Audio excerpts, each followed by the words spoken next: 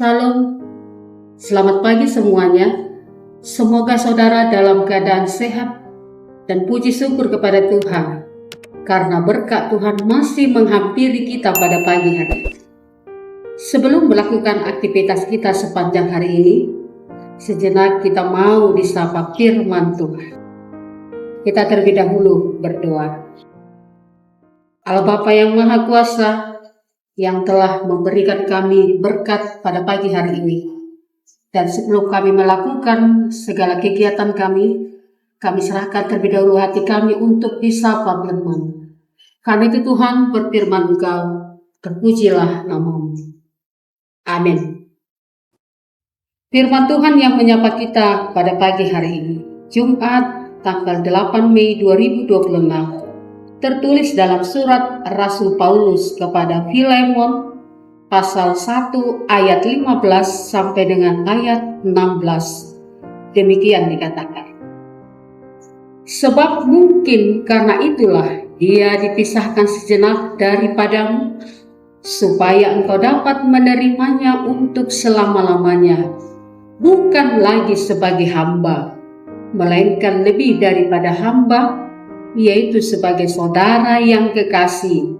Bagiku sudah demikian, apalagi bagimu, baik secara manusia maupun di dalam Tuhan. Saudara-saudari yang dikasihi dalam nama Tuhan kita Yesus Kristus, surat yang ditulis Rasul Paulus kepada Filemon ini adalah surat yang sangat singkat, karena surat ini hanya berisi satu pasal saja.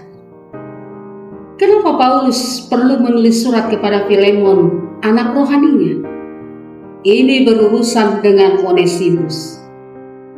Saya ceritakan sedikit latar belakangnya, supaya kita lebih mudah lagi memahami kenapa Paulus menulis surat ini kepada Filemon.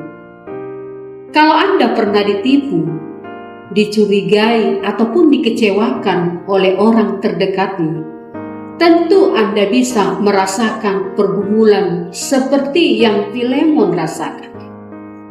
Kenapa begitu? Karena Filemon memiliki hamba atau budak yang bernama Onesimus yang membuat Filemon merasa sangat kecewa, yaitu merugikan Filemon lalu melarikan diri. Dalam pelariannya, Onesimus bertemu dengan Paulus.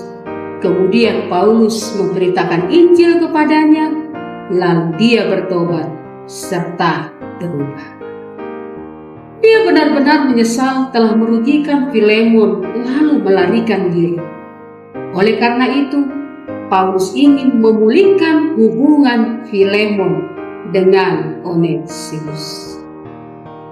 Sehingga Paulus menuliskan surat kepada Filemon agar Filemon mau memaafkan Onesimus serta menerimanya kembali, bukan lagi sebagai budak, tetapi sebagai saudara.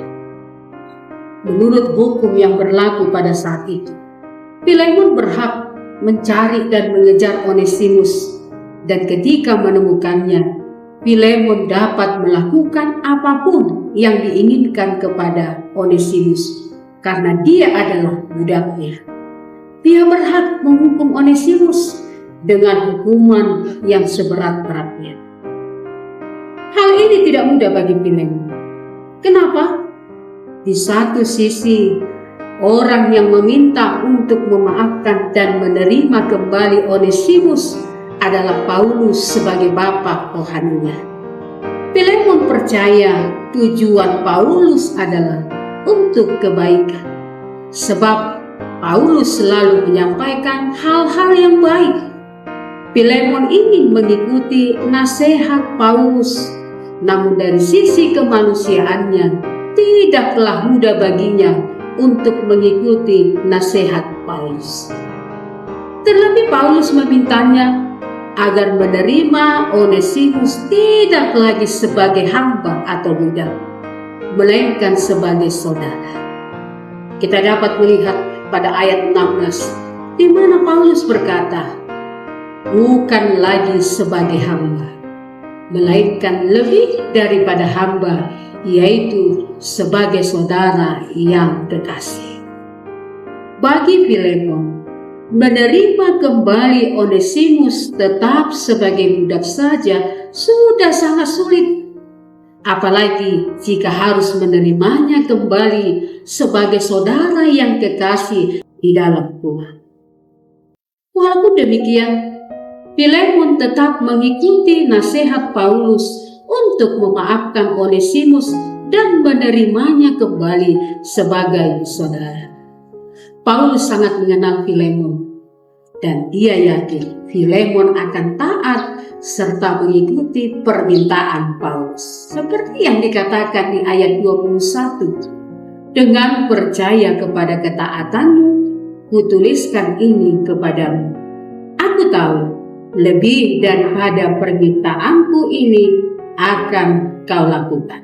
Bapak, Ibu, Saudara-saudara dikasihi dalam nama Kristus Yesus, pelajaran apa yang bisa kita petik dari hal ini? Kasih membuat segala sesuatu menjadi mungkin.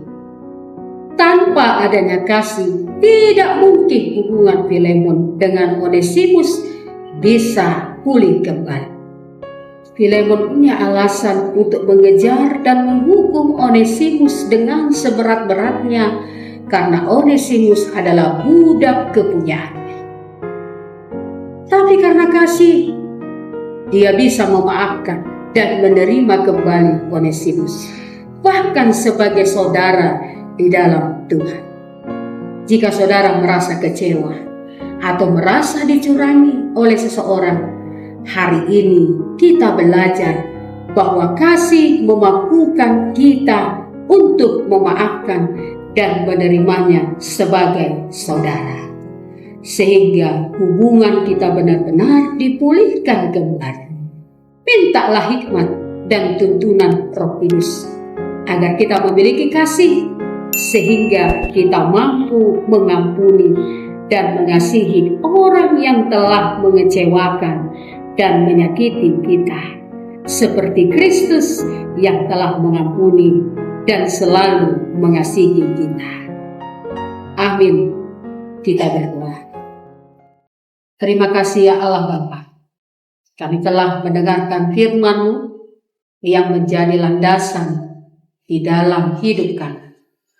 Kau mengajarkan kepada kami agar kami mampu Tuhan memaafkan, mampu Tuhan untuk menebarkan kasih. Sekalipun kami disakiti, sekalipun kami dicurangi, sekalipun kejahatan itu Tuhan dilimpahkan kepada kami. Seperti Engkau Tuhan yang telah mengasihi kami, yang menebus kami melalui kematian-Mu, melalui kemenangan-Mu. Oleh karena kasih-Mu itu Tuhan, Kau telah menjadikan kami sebagai anak. Terima kasih Tuhan, ajari kami untuk melakukan teladan yang baik sebagai anak-anak yang tulus.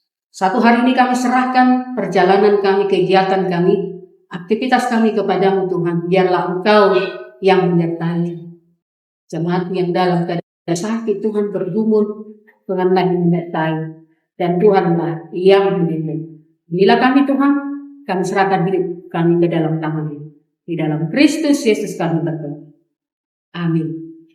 Selamat pagi, Tuhan memberkati. Salam.